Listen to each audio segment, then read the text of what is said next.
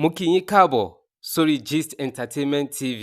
Lénìí nínú fídíò yìí, a máa ṣe àgbéyẹ̀wò 10 reasons why Pasuma is richer and famous than Saheed Osupa. Ìyẹn ni pé ìdí mẹ́wàá pàtàkì tó fi jẹ́ wípé Pasuma Wonder ó lówó lórí ju Saheed Osupa lọ.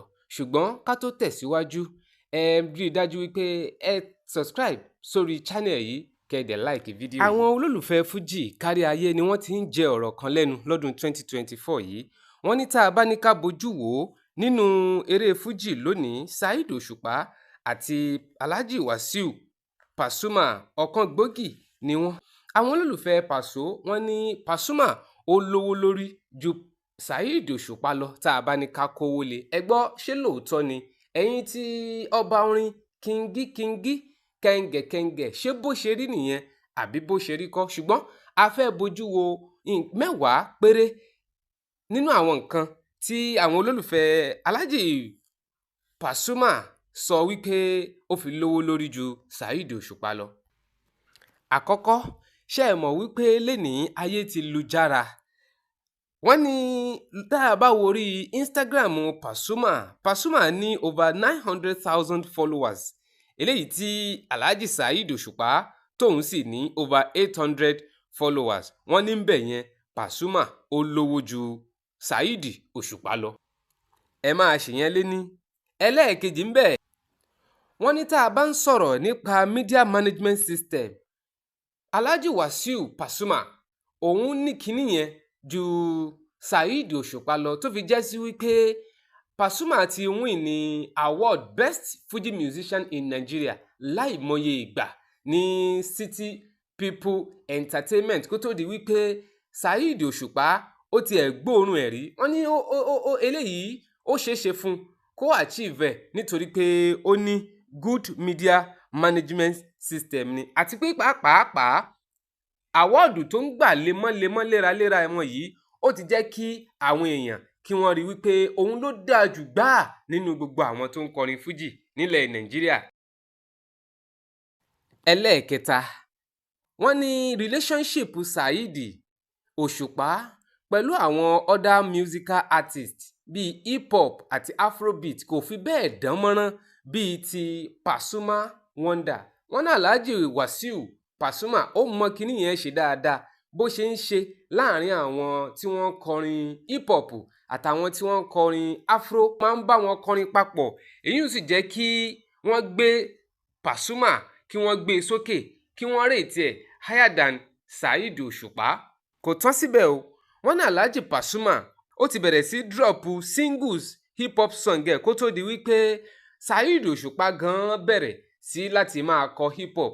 Pàápàá àwọn olólùfẹ́ Alhaji Pasuma wọ́n wá ń sọ pé copycat ni Saheed Osupa nítorí pé Pasuma gan ló kọ́kọ́ bẹ̀rẹ̀ sí kọrin hip hop kó tó di pé Saheed Osupa òun náà bẹ̀rẹ̀ sí kọ hip hop. Ṣé ẹ wá rẹ́lẹ̀ kẹrin? Slang ni. Wọ́n ní Pasuma Wonder ó ní bó ṣe máa ń kọrin yẹn tó jẹ́ pé kò sí orin kan tó gbé jáde tí ò ní fi àṣà kan sí, léyìí tí àwọn èèyàn ó máa jẹ lẹ́nu tí wọ́n máa jẹ lẹ́nu títí dìgbà tí ó fi tún drop another orin. Ṣé bẹ́ẹ̀ náà wá ní Alhaji Saheed Osupa ọba orin òun náà ò ní àṣà tóun náà máa ń fi sínú orin títí ẹ̀ ni? Ṣùgbọ́n àwọn olólùfẹ́ Pasuma Wonder wọ́n ní slang tí Pasuma tó máa ń fi sínú orin ẹ̀ wọ́n ló pọ̀ ó dẹ̀ tún dùn, àwọn èèyàn sì máa ń jẹ lẹ́nu ju ti Saheed Osupa lọ. Nínú àwọn nǹkan táwọn olólùfẹ́ Alhaji Wasiu Alabi Pasuma tí wọ́n ní ó ní t'Osupa ò ní, òun ni ijó jíjó wà. Wọ́n ní ká fi ijó ká fi dá àwọn olólùfẹ́ lára yá, ìyẹn pé ká fi ijó ká fi entertain àwọn followers wa, àwọn viewers wa, àwọn tí wọ́n jẹ́ fans wa. Wọ́n ní ọ̀dọ̀ Alhaji Wasiu Alabi Pasuma la máa wá yẹn sí nítorí pé Osupa ńkọ́ wọ́n lòun kò mọ jójó, ìyẹn wọ́n ló fi tún lówó ju Saheed Osupa lọ. Nínú tí wọ́n tún sọ òun náà ni pé kéèyàn wọ aṣọ kó sì lọ́rùn rẹ̀. Wọ́n tẹ̀ ní kò sí aṣọ tí Alhaji Wasiu Alabi Pasuma wọ̀ tí ò fi tiẹ̀ tí ò sì dúró gbágbágbá lọ́rùn ẹ̀. Wọ́n ní ṣùgbọ́n Alhaji Saheed Osupa nítorí pé ó níkùn àti pé bọ́dì tọ́lọ́run fún kì í ṣe èyí tí máa ń gbé aṣọ tí máa ń gbé aṣọ lárugẹ lọ́rùn rẹ̀ tó ti Alhaji Wasiu Alabi Pasuma.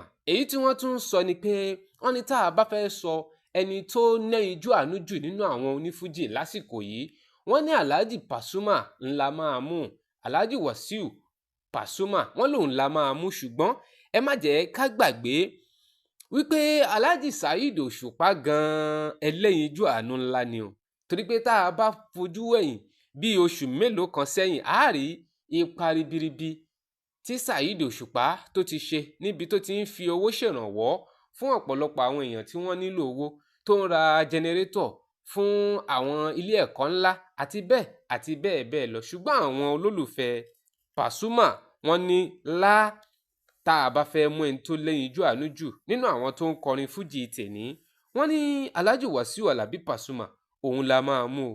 Gbogbo ẹ̀yin olólùfẹ́ Pasuma Wonder àtẹ̀yin tẹ́ ẹ jẹ́ olólùfẹ́ ọba orin Saheed Òṣùpá, ṣé bẹ́ẹ̀ ni? Tó bá jẹ́ bẹ́ẹ̀ ni àbí bẹ́ẹ̀ kọ́, ẹ drop comment tiyín sínú comment section fídíò yìí. Ẹ má gbàgbé láti subscribe sí channel yìí kẹ́ dẹ̀ like fídíò yìí. Thank you for watching.